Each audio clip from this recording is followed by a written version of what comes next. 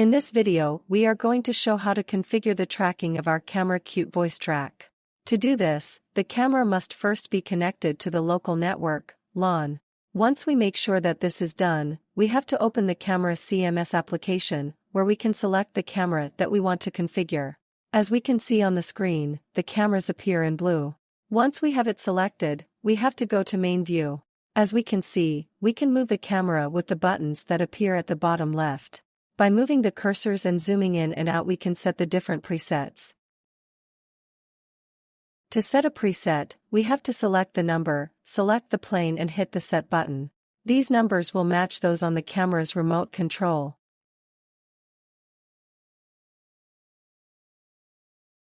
To configure the voice tracking areas, we enter Settings.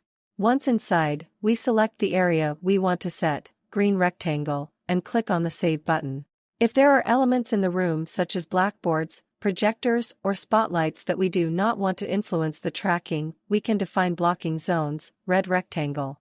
You just have to select the area and hit the Save button.